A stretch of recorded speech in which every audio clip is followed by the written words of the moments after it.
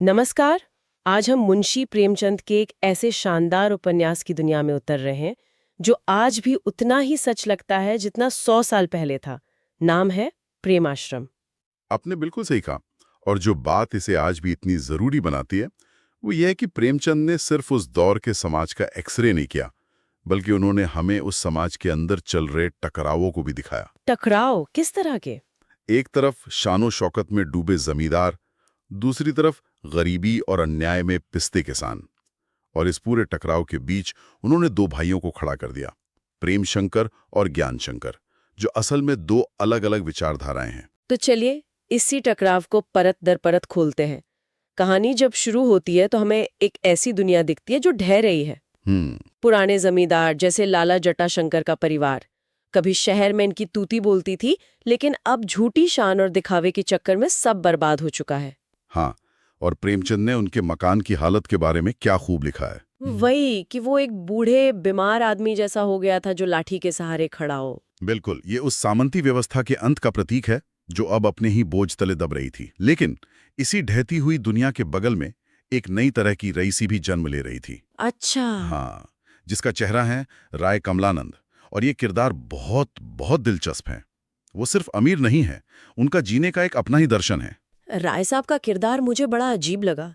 मतलब एक तरफ तो वो इतनी गहरी फिलोसॉफिकल बातें करते हैं और दूसरी तरफ उनके यहाँ एक महफिल चल रही है जहाँ अश्लील कविताएं पढ़ी जा रही हैं। हाँ, और वो पत्थर की मूरत बने बैठे।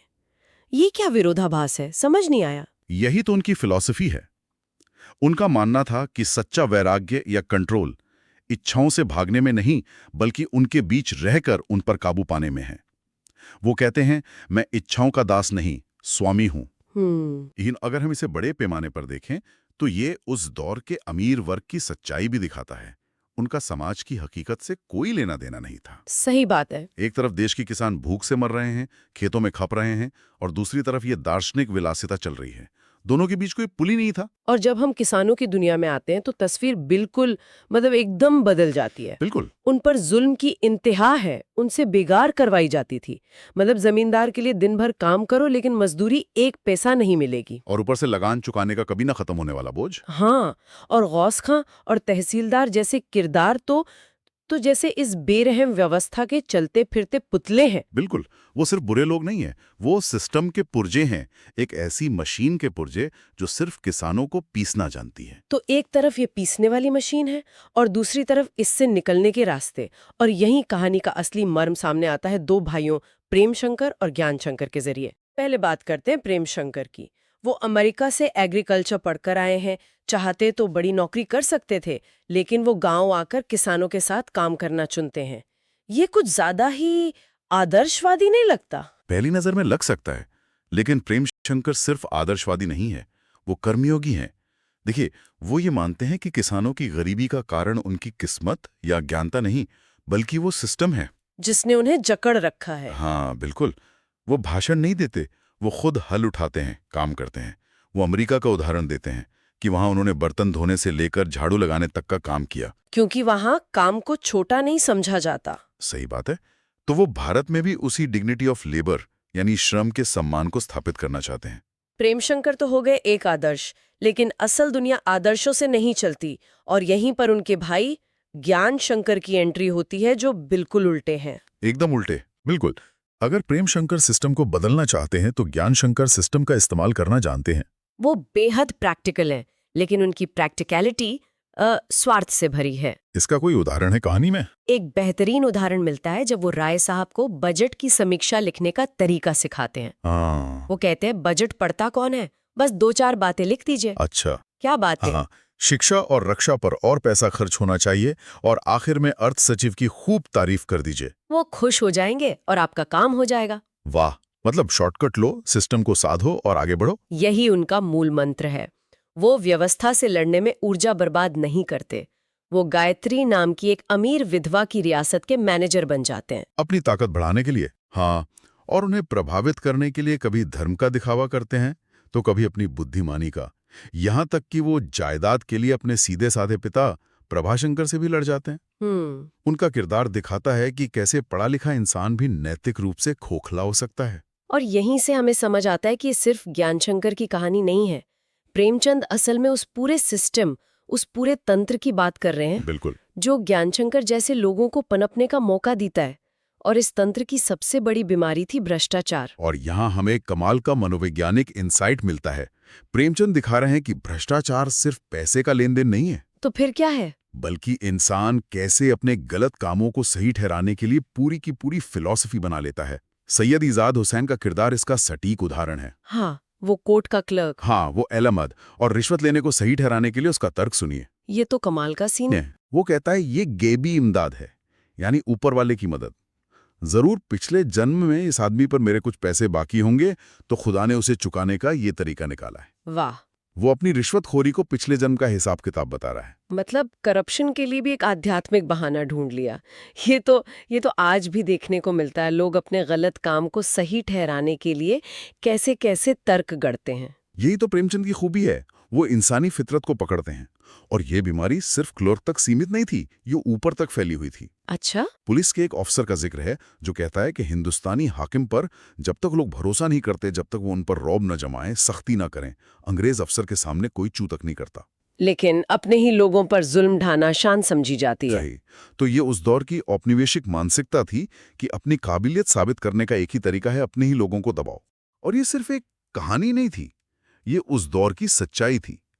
अंग्रेजी हुकूमत का पूरा ढांचा इसी पर टिका था कि भारतीय अधिकारी अपने ही लोगों पर सख्ती दिखाकर अपनी काबिलियत और वफादारी साबित करें। प्रेमचंद बस उस कड़वे सच को, उस सिस्टम की सड़ांत को हमारे सामने रख रहे थे। तो एक तरफ ये सिस्टम है जो इंसान को पीस रहा है, उसे लूट रहा है। ऐसे में इंसान कहाँ जाए? अक्सर वो भगवान की शरण लेता है। लेकिन क्या हो जब भगवान पर से भी भरोसा उठ जाए? कहानी में दुखरन भगत का प्रसंग इसी सवाल को बहुत मार्मिक ढंग से उठाता है। ये उपन्यास के सबसे दर्दनाक हिस्सों में से एक है। दुखरन भगत एक बहुत ही सीधा साधा, ईश्वर में आस्था रखने वाला किसान है। वो सालों से अपने शालीग्राम पत्थर की पूजा करता आया है। हाँ।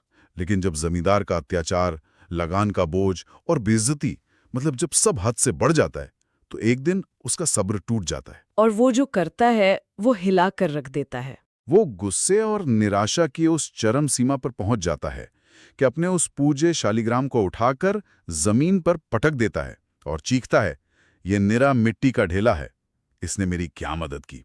ये तो बहुत बहुत ही दर्दनाक है। ये वो पल है जब एक इंसान की आस्था दम तोड़ देती है। प्रेमचंद यहाँ एक बहुत बड़ा सवाल खड़ा करते हैं कि क्या धर्म गरीबों को सिर्फ चुपचाप अन्याय सहने की घुट्टी पिलाता है, या उसे कोई सच्ची ताकत भी देता है? लेकिन वो धर्म का सिर्फ एक ही चेहरा नहीं दिखाते। एक और किरदार है कादिर खां। हाँ, कादिर खां, जो एक भजन गाता है, मैं अपने राम को रिझाऊं। उसकी भक्ति बहुत सरल है, बहुत मानवीय है। बिल्कुल।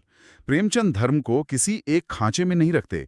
वो दिखाते हैं कि कैसे धर्म एक तरफ शोषण का हथियार बन सकता है, तो दूसरी तरफ इंसानियत और सांत्वना का स्रोत भी हो सकता है। हमने मर्दों की दुनिया की बहुत बात कर ली, उनके आदर्श, उनके स्वार्थ, उनकी आस्था। इस पुरुष प्रधान दुनिया में औरतें कहाँ खड़ी हैं? उपन्यास में दो मुख्य महिला पात्र हैं, गायत्री और श्रद्धा। हाँ। और दोनों ही उस दौर की औरतों की बेबसी और संघर्ष को दिखाती हैं। गायत्री एक अमीर पढ़ी लिखी विधवा है। वो अपनी रियासत को संभालना चाहती है, आजाद रहना चाहती है। लेकिन उसके चारों तरफ ज्ञानशंकर जैसे मर्द हैं जो उसकी दौलत और उसे हड़पना चाहते हैं। वो ज्ञानशंकर की बुद्धि से प्रभावित तो है, लेकिन उसके इरादों पर शक भी करती है। तो वो एक पिंजरे में फंसी हुई है। हाँ, भले ही वो पिंजरा सोने का हो। और दूसरी तरफ श्रद्धा है जो प्रेम शंकर से प्यार करती है। हाँ, और श्रद्धा का संघर्ष दूसरे तरह का है। वो परंपराओं और समाज के बंधनों में जकड़ी हुई है। वो प्रेम शंकर के आदर्शों को समझती है, मनी मन उनसे प्रेम करती है, लेकिन समाज के डर से कुछ कह नहीं पाती। बिल्कुल, उसका प्रेम एक खामोश इंतजार बनकर रह जाता है। ये दोनों किरदार दिखाते हैं कि उस दौर में एक औरत, चाहे अमीर हो या गरीब, पढ़ी लिखी हो या अनपढ़, उसकी आज़ादी बहुत सीमित थी और उसे हर कदम पर संघर्ष करना पड़ता था। तो कुल मिलाकर प्रेमाश्रम सिर्फ किसानों और जमींदारों की एक कहानी नहीं है, ये एक आईना है। बिल्कुल। जिसमें हमें आदर्श और स्वार्थ का टकराव दिखता है, अन्याय के खिलाफ एक बहुत धीमी और मुश्किल लड़ाई दिखती है, और एक ऐसा समाज दिखता है जो बड़े बदलावों के मुहाने पर खड़ा है। और अंत में एक विचार छोड़ जाते हैं प्रेमचंद ने इस उपन्यास में बार बार एक संस्था या व्यवस्था को किसानों की दुर्दशा का जिम्मेदार ठहराया, एक ऐसा सिस्टम जो उनके पैरों की बेड़ी बना हुआ है। उपन्यास के अंत में प्रेमशंकर का छोटा सा प्रयास, उनका आश्रम, सफल होता दिखता है, लेकिन वो बड़ी व्यवस्था, वो बड़ा सिस्टम जस का तस खड़ा रहता है। सोचने वाली बात है। सवाल यह है कि आज 100 साल बाद क्या वे बेड़ियां पूरी तरह टूट गई हैं या उन्होंने सिर्फ अपना रूप बदल लिया है? मतलब क्या आज का किसान या मजदूर सच में आजाद हैं या उस पर कर्ज, बाजार और नीतियों की नई बेड़ियां डाल दी गई हैं? इसी सवाल के साथ हम आज की ये गहरी पड़ताल यहीं खत्म करते हैं। वीडियो देखने के लिए धन्यवाद।